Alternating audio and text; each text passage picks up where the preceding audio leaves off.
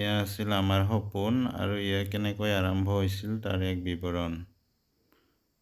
ইয়াৰ ৰডবিলাক বান্ধিছিলে প্ৰথম এনেকৈয়ে বান্ধিছিল। ৰডবিলাক কাটি ৰাখিছিল আৰু এইবিলাক জালি বনাই গাঁত খান্দি এনেকৈ পাৰি লৈছিলে প্ৰথম।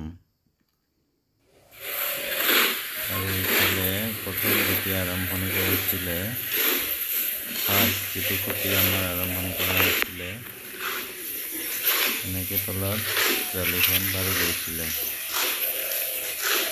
এইফালে বাবা আছে, এখন জালি তলত, আৰু এইফালে মিস্ত্ৰীয়ে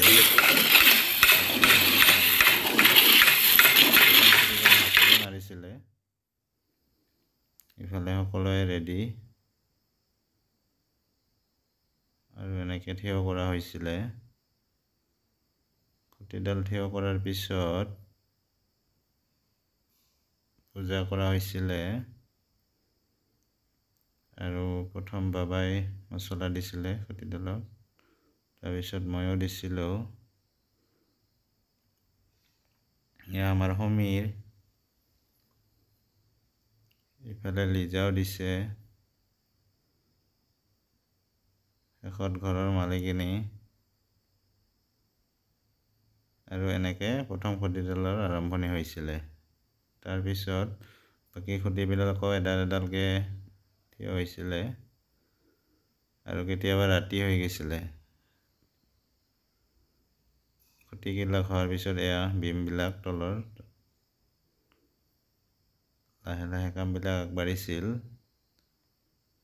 এয়া বিমবিলাক সাজু ঢালাই দিয়াৰ কাৰণে, আৰু এদিন এনেকৈ বিমবিলাক ঢালাই দিয়াৰ পিছত মই ফটো উঠিছিলোঁ। বিমৰ কাম হৈ গৈছিলে, পিছত আমি পানী মাৰা চুৰু কৰি দিছিলোঁ এনেকৈ। আৰু ইয়াৰ পিছত আমি ইটা আনিবলৈ গৈছিলোঁ চাপৰত, আৰু ইটা অনাৰ পিছত এনেকৈ গাঁথনি আৰম্ভ হৈছিলে। ফাৰ্ষ্ট গাঁথনি ৱালবিলাক এনেকুৱা হৈছিলে, প্ৰথম যিটো ভেটিলৈকে, এইবিলাকত সদায় ৰাতিলৈকে মই পানী মাৰিছিলোঁ। আৰু লাহে লাহে চাওক, আমাৰ সমীৰেও পানী মাৰিছিলে। আৰু এদিন লিজা আৰু সমীৰে ইয়াতে উঠি ফটো উঠিছে চিৰিত, ময়ো ফটো উঠিছিলোঁ মাজে মাজে। আৰু এয়া ছাদৰ কাম আৰম্ভ হৈছিলে, আৰু ইয়াৰ পিছত ৰডবিলাক বান্ধিব। ৰডবিলাক এনেকৈ বান্ধিছিল।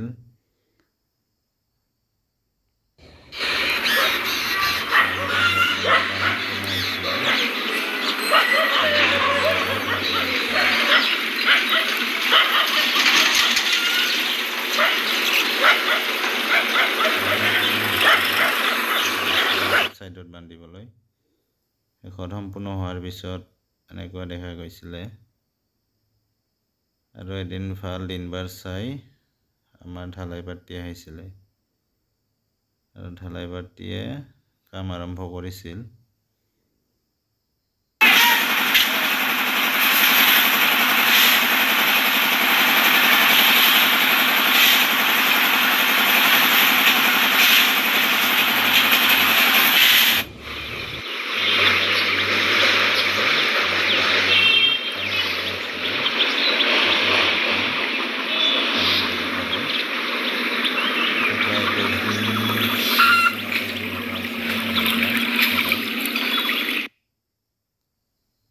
আৰু মাজে মাজে পানী ভৰাব লগা হৈছিলে, কাৰণ শুকাই গৈছিল পানীবিলাক। আৰু ছাদখন হোৱাৰ পিছত মই ফটো উঠিছিলোঁ এখন। ছাদৰ পিছতে আমাৰ ছেফটি টেংকিৰ কাম পিছফালে আৰম্ভ হৈছিল। ছেফটি টেংকিৰ কামটো মোটামুটি লাহে লাহে কৰা হৈছিলে। আৰু ছাদখন এনেকৈ ঢালাই হোৱাৰ পিছত ওপৰৰ খুঁটিবিলাক হৈছিল। আৰু এদিন ওপৰৰ কামটো আৰম্ভ হৈছিলে ফাৰ্ষ্ট ফ্ল'ৰৰ, আৰু লাহেকৈ ফাৰ্ষ্ট ফ্ল'ৰৰ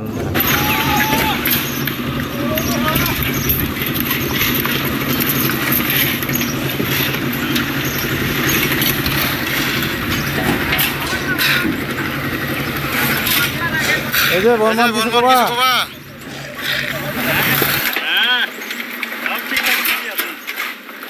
আমাৰ মেজৰ ছাৰ আছে বঢ়িয়া কৰি আজি বুদ্ধ পূৰ্ণিমা না কিন্তু ভাল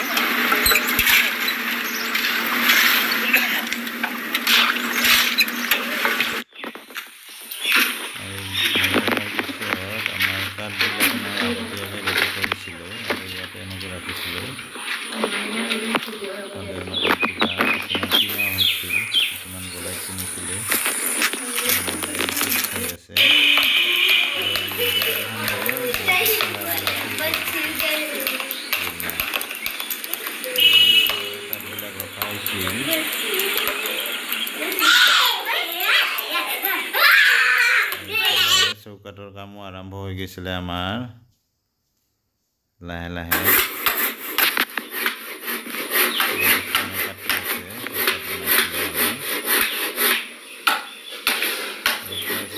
কাম ৰেডি হোৱাৰ পিছত এনেকৈ ৰখা হৈছিলে আৰু ময়ো পিছফালে কিছুমান বনাইছিলোঁ ফৰমাই দি ইটা ঘৰৰ ছাইডত পাৰি দিয়াৰ কাৰণে এইবিলাক বনাইছিলোঁ এইটো ৰঙা কালাৰৰ আছিলে দুটা কালাৰ বনোৱা হৈছিলে ইটাবিলাক এনেকুৱা হৈছে ঘৰতে বনোৱাৰ পিছত মই এনেকৈ ৰাখি দিছিলোঁ পিছত শুকোৱাৰ পিছত উঠাই দিছিলোঁ থাকত এইফালে এনেকৈ থাক কৰি ৰখা হৈছিলে দুটা কালাৰ বনোৱা হৈছিলে এনেকৈ এটা হালধীয়া আৰু এটা ৰঙা আৰু এইফালে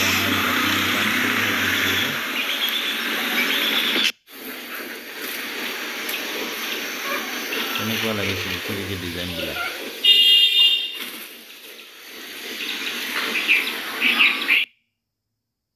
এয়া প্ৰথম গ্ৰাউণ্ডৰ কাম প্ৰায় সম্পূৰ্ণ হৈছিলে আৰু তাৰপিছতে আমাৰ চিৰিৰ কামবিলাকো হৈ আছিলে লাহে লাহে লিজা আৰু সমীৰ ফটো উঠিছে এইফালে চিৰিৰ ফটো উঠিছে আকৌ এয়া আমাৰ তলৰ কাম পূৰা সম্পূৰ্ণ গাঁথনিৰ কাম আৰু তাৰ লগে লগে আমাৰ ওপৰৰ কামো এতিয়া আৰম্ভ হ'ব এয়া ওপৰৰ কামো আমাৰ আৰম্ভ হৈ গৈছিলে ফাৰ্ষ্ট ফ্ল'ৰৰ কাম প্ৰায় সম্পূৰ্ণৰ পথত এয়া ওপৰৰ পেৰাপেট ৱালৰ কামো আৰম্ভ হৈ গৈছিলে একেলগে এয়া সম্পূৰ্ণ হ'ল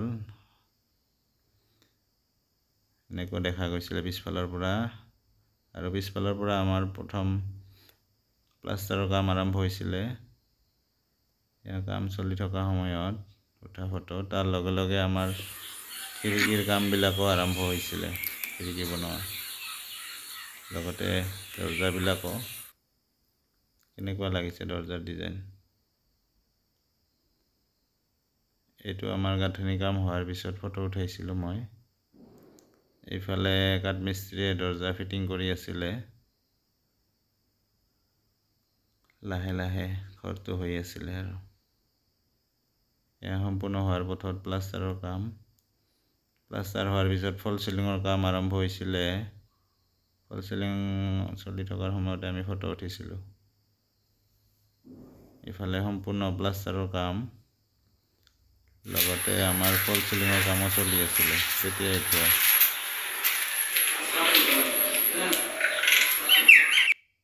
ইহঁতকেইজনে বহুত কষ্ট কৰি বনাইছে ফল চিলিংবিলাক আৰু এইফালে আমাৰ টাইলছৰ কাম আৰম্ভ হৈছিলে বাহিৰৰ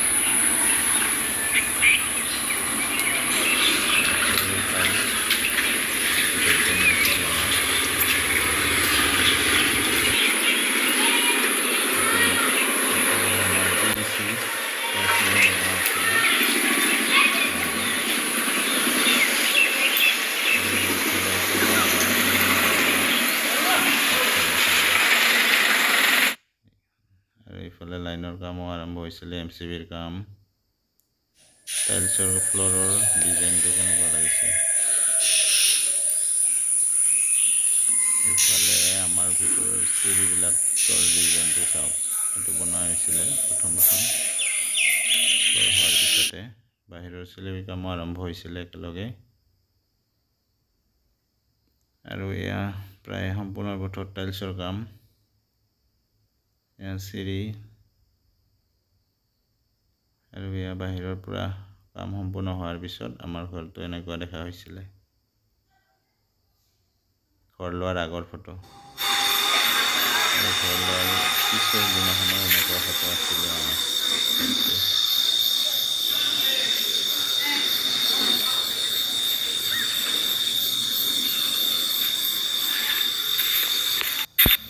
সপোন আছিল বহুদিনীয়া প্ৰায় 2 বছৰীয়া যাত্ৰাৰ অন্তত